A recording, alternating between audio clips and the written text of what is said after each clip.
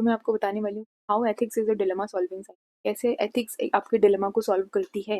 आपकी लाइफ में बहुत बारी ऐसी सिचुएशंस आई जब आपको दो चॉइसेस होती हैं आपके सामने और दोनों ही चॉइसेस आपको सही लग रही होती हैं। Both choices are right. दोनों ही चॉइसेस आपकी गुड हो रही होती है। दोनों ही चॉइसेस आपके सामने ऐसे हो सकता है कि आपका फेथ वर्सेस फेथ हो आपके सामने, राइट वर्सेस राइट हो, गुड वर्सेस गुड हो। आपके सामने दो चॉइसेस हैं, दोनों ही आपको सही लग रही होती है, तो आपको कौन सी चुनना चाहिए वो आपको कौन बताता है? एथिक्स बताता है। हमेशा जब भी आपके सामने चॉइसेस होती हैं या फिर एक सही होती है एक गलत होती है।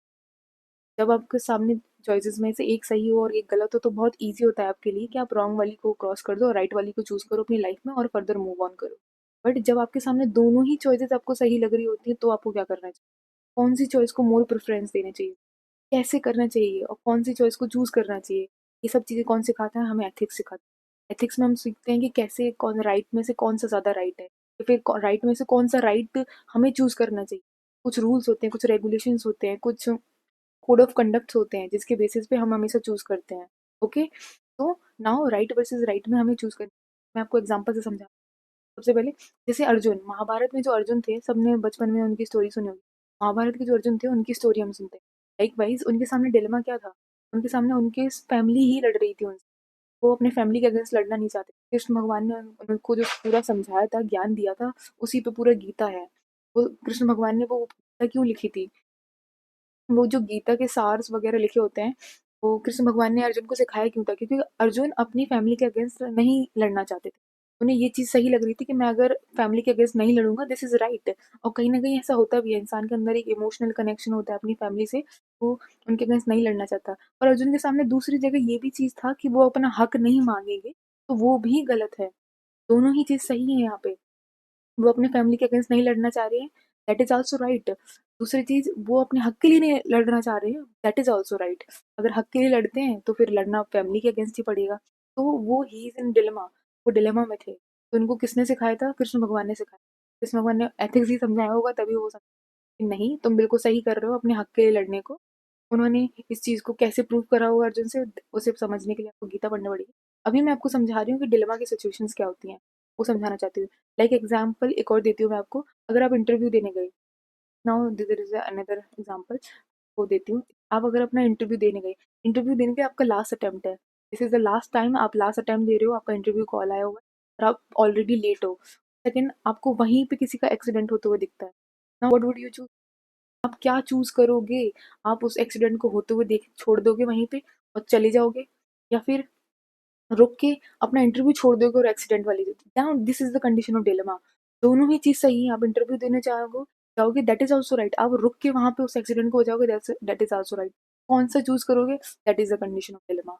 डिलेमा वहां होता है जहाँ पे आपको राइट और राइट में चूज कर। समझ में आया? आई होप क्लियर हो गया होगा आपको कि डिलेमा का मतलब क्या होता है and how ethics is a dilemma solving. Example देने को मैं बहुत सारे एग्जाम्पल देखती हूँ, आप दे सकती हूँ आपको। जैसे इसराइल और हमस, एक और एग्जाम्पल ले सकते हो। जैसे जैसे इसराइल और हमस, आप किसको ज़्यादा सही मानते हो? आप जब इसके बारे में पूरा पढ़ोगे तो आपको पता चलेगा कि इसराइल और हमस किसको ज़्यादा सही मानते हो। इसराइल जो हमस के इनोसेंट पीपल पे अटैक करे जा रहा है because of the sum of the communities हमस में जो है, हमास में या फिर जो भी पढ़ते हो आप उसको, हमास में जितनी भी कम्युनिटीज है उनकी गलतियों की वजह से वहाँ पे जो इनोसेंट पीपल मर रहे हैं, उनको आप उनको मानते हो, उनके साइड हो? या फिर इसराइल जिसके साथ हमास बहुत टाइम से एज अ पॉलिटिकल गेम खेल रहा है, या फिर आप उसके साथ हो? Both are right. आपको कौन सा राइट चूज करना है, that is your call.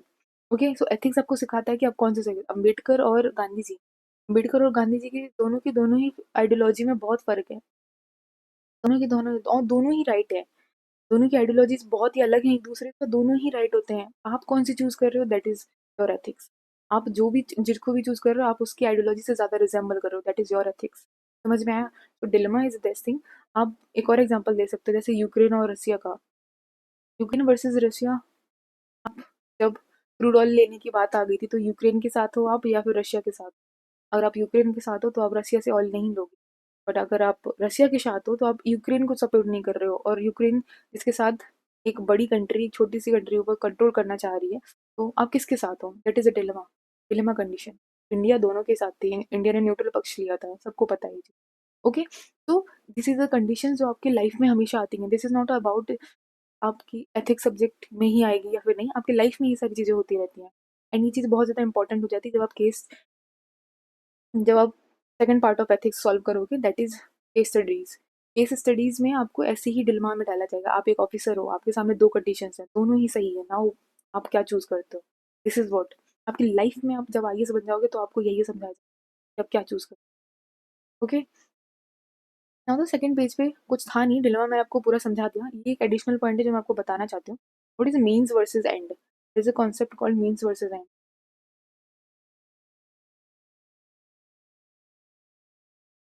What is means versus and? आप ह्यूमन को एज अ मीन्स समझते हो या फिर ह्यूमन को एज अ एंड समझते हो? क्या मतलब है इसका? The concept of means is like human को यूज करना। मीन्स मतलब को यूज करना, और एंड मतलब उसके लिए ही फाइनल वर्डिक्ट देना। चीज मैं बहुत अच्छे से आपको तब समझाऊंगी जब मैं इसी टॉपिक को मेनली आपको समझ डिलेमा सॉल्विंग टूल।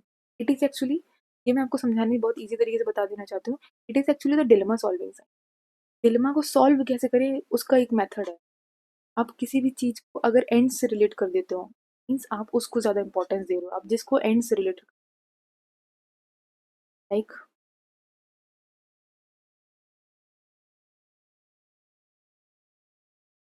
यहीं तक